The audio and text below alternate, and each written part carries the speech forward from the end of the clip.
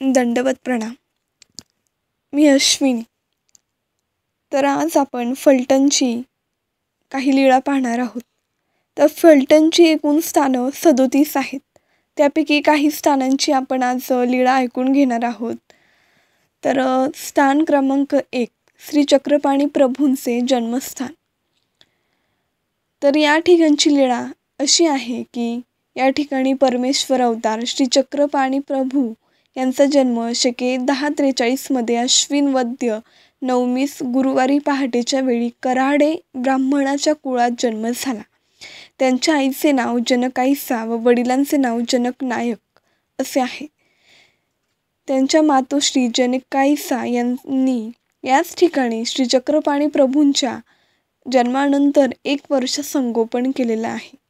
तसेच वयाच्या 12व्या वर्षापासून 37व्या वर्षापर्यंत त्यांचे याच ठिकाणी वास्तव्य होते. स्थान क्रमांक 2 श्रीकृष्ण मंदिर. हे गाभार येथील स्थान आहे. हा गाभारा आहे आणि त्या ठिकाणची लीळा अशी आहे की ढवळा नगरीच्या सिंहण राजाने या गाभाऱ्यात श्रीकृष्ण मूर्तीची स्थापना केली होती. श्री चक्रपाणी प्रभू दररोज सकाळी बाणगंगा नदीवर स्नान करून आल्यावर येथील श्रीकृष्ण मूर्तीस फुले वाहत असत. ती मूर्ती सध्या या गाभाऱ्यात नाही, काळाच्या ओघात गेली असावी. हा गाभारा श्री चक्रपाणी प्रभूंच्या चरणस्पर्शाने पवित्र झालेला असून संपूर्ण नमस्कारी आहे, म्हणून बाहेर उभे राहूनच नमस्कार करावा. तसेच या गाभाऱ्याच्या दारसंका व उंबरा नमस्कारी आहेत. ही पट्टीशाळेतील आसनस्थानं आहेत. पट्टीशाळेतील आसनस्थान. तर इथलची लीळा आहे की श्री चक्रपाणी प्रभू दररोज दुपारच्या वेळेस ओट्यावर बसून गावातील महाजन मंडळींना शास्त्रार्थ निरूपण करीत असत आणि त्यांनी विचारलेल्या प्रश्नांची उत्तरे देऊन त्यांचे समाधान करीत असत. तर याच ठिकाणची काही लीळा आहेत त्या थोडक्यात पाहूयात.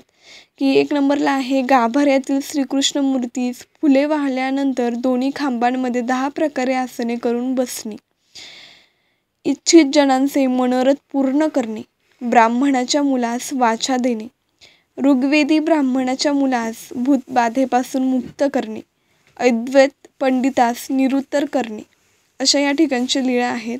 हे पान फेकणे सर्व तीर्थस्थान आहे. तर त्यामध्ये आपण पाहतो की तिथलची लीळा काय आहे. तर श्रेतायुगामध्ये श्री दत्तात्रय प्रभूंनी या उदकामध्ये श्रीचरण प्रक्षालन केले, म्हणून या तीर्थास सर्व तीर्थ असे म्हणतात. विराट राजाची मुलगी उत्तरा हिच्या विवाहासाठी भगवान श्रीकृष्ण सुभद्रा व अभिमन्यू यांना आपल्याबरोबर विराट नगरीला घेऊन जात असताना त्यांचा या ठिकाणी 1 रात्र मुक्काम होतो. त्यावेळी भगवान श्रीकृष्णांनी या तीर्थामध्ये श्रीकर प्रक्षालन केले होते. आता 3 नंबरला श्री चक्रपाणी प्रभू दररोज सकाळी कृष्ण मंदिरातून बाहेर जाताना पाने फेकणे अवलोकन करीत आणि पर्वच्या प्रसंगी पान फेकण्यामध्ये स्नान करीत असत. तर स्थान क्रमांक 5 अवस्थान श्री आबासाहेब मंदिर. या ठिकाणची आपण लीळा पाहूयात. हे अवस्थान स्थान आहे या ठिकाणचं. तर तिथलची लीळा आहे की रंभाईसा ही चक्रपाणी प्रभूंची एका नात्याने मावशी होती व एका नात्याने सावत्र आई होती. जनकाईसाला पुत्र होईना म्हणून नायकांनी जनकाईसाची धाकटी बहीण रंभाईसा हिच्याशी विवाह केला. परंतु काही काळाने रंभाईसाला पुत्र न होता जनकाईसालाच पुत्र झाला. तेव्हा जनक नायक रंभाईसाला म्हणाले, हा मुलगा जनकाईसाचा नसून तुझाच आहे. त्यानंतर श्री चक्रपाणी प्रभू 1 वर्षाचे झाल्यावर रंभाईसा जनक नायकांना म्हणाली, मागे तुम्ही मला हा मुलगा तुझाच आहे असं म्हणाले होते, तरी आता घेऊन जा म्हणा, मग मी माझ्या घरी घेऊन जाईन. यावर जनक नायक म्हणाले, घेऊन जा. रंभाईसाला फार सुख वाटले. तिने श्री चक्रपाणी प्रभूंना कडेवर घेऊन आपल्या घरी आणले. रंभाईसाने श्री चक्रपाणी प्रभूंचे चांगल्या प्रकारे संगोपन केले. त्यांचे या ठिकाणी 10 वर्ष वास्तव्य होते. तर इथलच्या अजून इतर लीळा आहेत त्या म्हणजे सर्पाला श्रीकराने गोंजारणे, नगरजनांची सर्व संकटे दूर करणे. जनक नायकांनी येथे श्री चक्रपाणी प्रभूंची मुंज केली. रंगशिळेच्या 5 भागांपैकी एक भाग या देवळाच्या सभा मंडपात चौथऱ्यावर स्थापन केलेला आहे. तर स्थान क्रमांक 6 रंगशिळा. रंगशिळा वेदाध्यान स्थान आहे हे.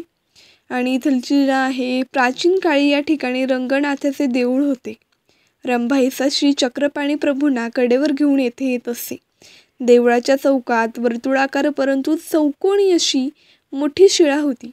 त्या शिळेवर श्री चक्रपाणी प्रभू बालपणी खेळत रांगत आणि याच शिळेवर बसून ते रूपनायकांकडून वेदांचा अभ्यास करीत असत. स्थान क्रमांक 7 स्थान विहीर. ही विहीर रंगशिळा वेदाध्यान स्थान देवळांच्या दक्षिण बाजूस आहे.